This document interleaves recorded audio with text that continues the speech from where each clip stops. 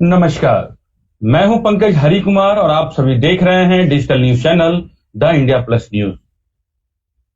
दोस्तों, राजनीति में हमेशा दो और दो चार नहीं होते हैं। राजनीति में जो हमेशा सीधा दिखता है उसके मायने वही जो दिखता है वही नहीं होते हैं, बल्कि उस राजनीतिक मुलाकात के मायने बदल जाते हैं और राजनीति की जो बयानबाजी होते हैं वो बिल्कुल उसके मतलब कुछ और भी होता है। और हम आपको इस पूरे वीडियो में बताएंगे कि क्यों हम कह रहे हैं कि राजनीति में जो सब कुछ दिखता है वो बिल्कुल वैसा ही नहीं होता कि जैसा दिख रहा होता है। और हम ये भी बताएंगे आपको कि राजनीति में क्यों हमेशा 2/2+2 4 नहीं होता है। जी, मैं बात कर रहा हूं बिहार विधानसभा चुनाव की, जो होने वाले हैं आपको इस साल से पहले हो जाएंगे। और आज बिहार की राजनीतिक घटनाक्रम में देखें तो आज एक बड़ी बात हो रही है। बड़ी बात यह हो रही है कि आज बीजेपी के राष्ट्रीय अध्यक्ष जेपी नड्डा पटना पहुंचे हैं। पटना पहुंच करके उन्होंने मुख्यमंत्री नीतीश कुमार से आज उन्होंने मुलाकात की है। आप ये समझिए कि बीजेपी के डिजिटल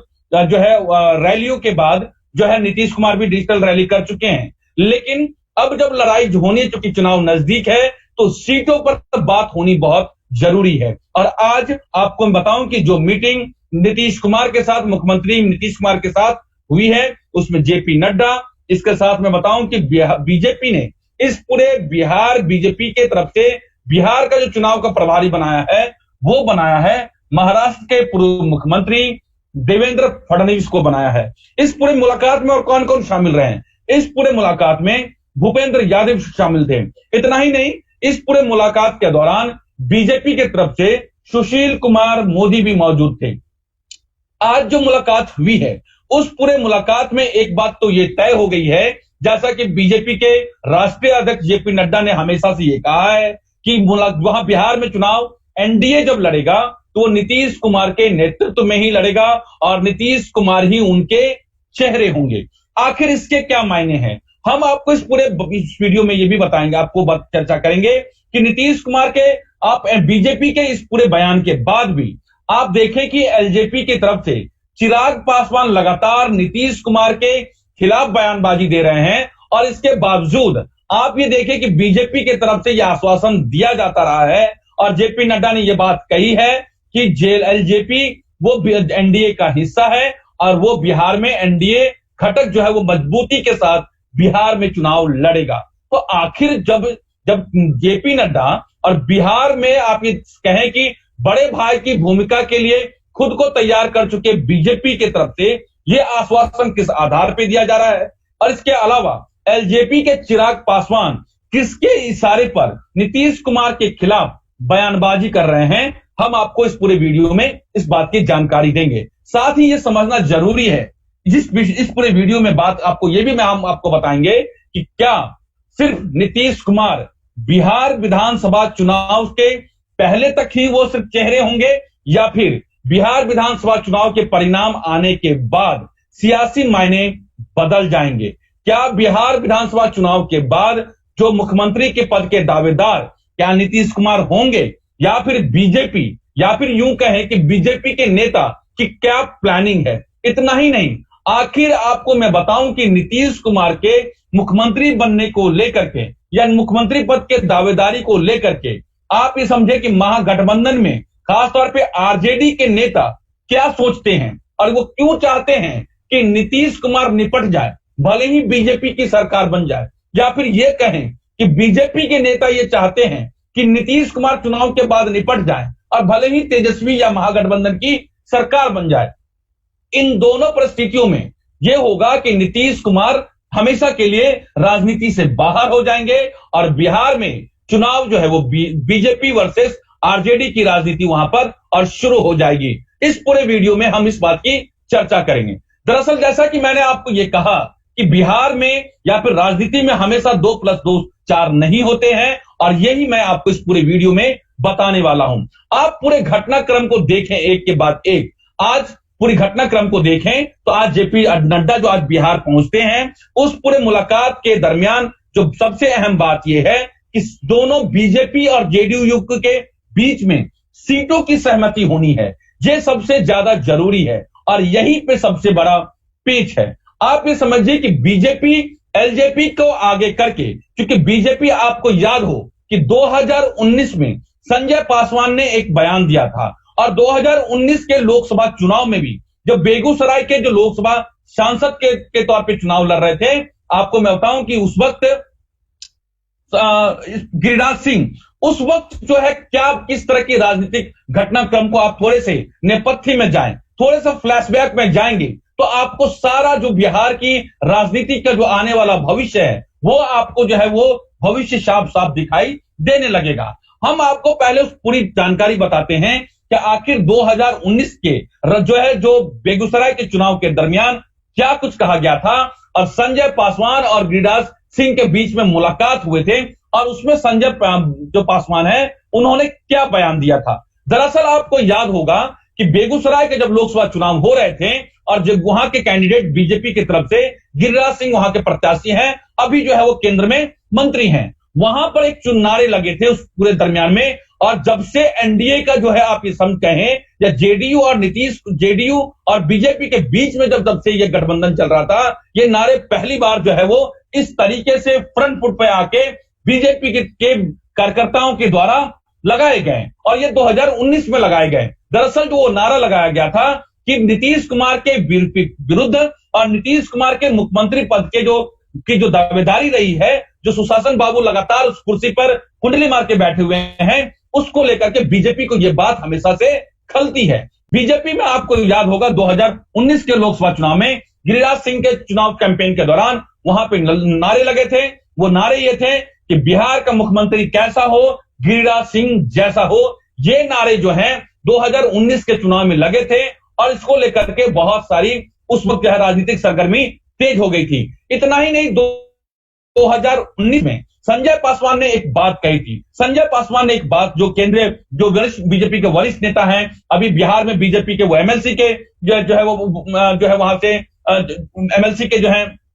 की तरफ से बीजेपी की तरफ से वहां प्रतिनिधित्व करते हैं और वो केंद्रीय मंत्री भी रह चुके हैं वाजपेयी के गवर्नमेंट में और बीजेपी के बड़े दलित नेता के चेहरे के तौर पे भी वहां बिहार में जाने जाते हैं। और उन्होंने ये कहा था कि नीतीश कुमार को केंद्र की राजनीति करनी चाहिए थी और वहीं से एक बड़ी लकीर जो है वो खींचने की बीजेपी की तरफ से कोशिश की गई थी और उसको लेकर के तमाम सियासी हंगामे हुए थे। उस वक्त आप ये देखें जब बीजेपी की तरफ से इस तरह का जब बातें कही जाने लगी थी तो आप ये देखें कि एलजेपी के चिराग पासवान उस वक्त नीतीश कुमार के साथ खड़े होते हैं और नीतीश कुमार के पक्ष में बयान देते हैं। लेकिन आखिर 2019 से 2020 आते आते आप ये देखें कि बीजेपी नीतीश कुमार के एनडीए का चेहरा बनाने को लेकर के स्वीकार करती है और ये बयान देती है कि एनडीए का चेहरा जो वहां के चुनाव में नीतीश कुमार होंगे। लेकिन आप ये देखिए एक बड़ा फर्क ये है कि 2019 से 2020 आते आते चिराग पासवान जो है वो नीतीश कुमार के खिलाफ जो है या फिर उनके जो कार्यकलाप के खिलाफ जो है वो एक तरीके से आग उगलने लगते हैं या फिर जो आप ये कहें कि एलजेपी की तरफ से चिराग पासवान जो है वो नीतीश कुमार को अलग अलग मुद्दों पर घेरने लगते हैं। इसमें क्या बात है, इसको इस तरीके से समझना चाहिए कि बीजेपी फ्रंट फुट पर नहीं आकर के बल्कि जो आप दलित या फिर कोरोना या फिर तमाम दूसरे जो डेवलपमेंट के मुद्दे हैं उसमें एलजेपी के चिराग पासवान को आगे करके वो अपनी राजनीतिक जो समीकरण है, राजनीतिक गोटियां जो है वो बैठाने की जो है वो कुछ जुगत में लगी हुई है और इसमें चिराग पासवान को आगे करके वो एक तरीके से नीतीश कुमार को घेरने की कोशिश कर रही है। और इतना ही नहीं, बीजेपी अपने आप को वहां पर जेडीयू और एलजेपी के बीच में ये संदेश देना चाहती है कि बीजेपी बड़े भाई की भूमिका में है और वो एलजेपी को और नीतीश कुमार के बीच में वो समझौता करा देगी। और आप देखिए कि एलजेपी नड्डा की तरफ से उनके बिहार दौरे के दरमियान ये बात वो कहते हैं कि एलजेपी एनडीए का हिस्सा है और वो कहीं जो है वो हम लोग मिलकर चुनाव लड़ेंगे। जबकि आप कुछ दिन पहले का चुनाव जो आप स्टेटमेंट या इस तरह का आप ये देखें कि बयान आता है जिसमें एलजेपी के लोजपा के जो है संसदीय कार्य बोर्ड की बैठक होती है जिसमें से ये बात कही जाती है कि बिहार में एलजेपी जेडीयू के खिलाफ जो है वो कैंडिडेट को उतारेगी, लेकिन ये संभव नहीं है। ये जो है आप समझिए कि राजनीति का एक वो हिस्सा है, वो सह और मात का खेल है जिसमें नीतीश कुमार के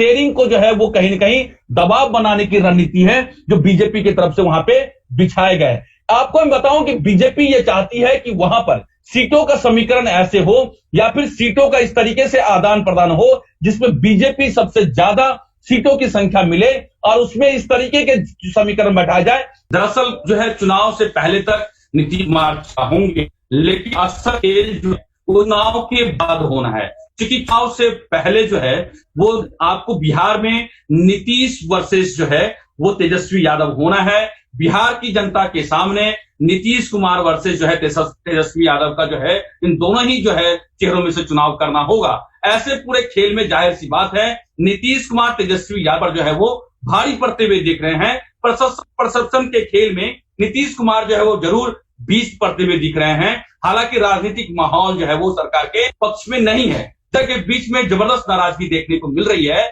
लेकिन चेहरे की लड़ाई में नीतीश कुमार जो है वो बीजेपी के लिए मजबूरी है। यही वजह है कि बीजेपी एक चेहरे जो है वो एक दावेदार के तौर पे जो है नीतीश कुमार को के साथ रहना चाहते हैं। लेकिन चुनाव के बाद जिसके पास जितनी सीटें होंगी, संख्या बल के आधार पर जिस तरीके का गणित बनेगा, हो सकता है नीतीश कुमार मुख्यमंत्री पद पर सुशोभित नहीं हो। और बीजेपी की जो रणनीति है उसी के आधार पे काम कर रही है और चिराग पासवान भी उसी के हिस्से के तहत लगातार बयानबाजी कर रहे हैं। अंदर खाने की बात मैं करूं कि तमाम जो बीजेपी के नेता, ज्यादातर लोगों के बीजेपी के नेताओं से जो बात भी है वो यही चाहते हैं कि चुनाव बाद नीतीश कुमार वहां पे मुख्यमंत्री के पद पर न बैठे या फिर जेडीयू की स्थिति ऐसी हो कि वो वहां पर दावेदारी न कर सके। इधर जो मैं आपको बताऊं आरजेडी की बात मैं करूं तो आरजेडी के भी नेताओं की भी यही कहना है कि वो ये चाहते हैं कि या फिर बीजेपी सत्ता में आए, बीजेपी के मुख्यमंत्री हो, या फिर नहीं तो तेजस्वी यादव वहां के मुख्यमंत्री पद के दावेदार हो। इन दोनों के कांटों का बीच का कांटा नीतीश कुमार है। ये वहां के राजनीतिक गलियारों में चर्चा है और वहां बीजेपी और आरजेडी के नेता यही चाहते हैं कि नीतीश कुमार की राजनीति जब खत्म होगी तो वहां पर आरजेडी वर्सेस बीजेपी की लड़ाई शुरू होगी या आरजेडी और बीजेपी के बीच में चुनाव होगा और वैसे में जो है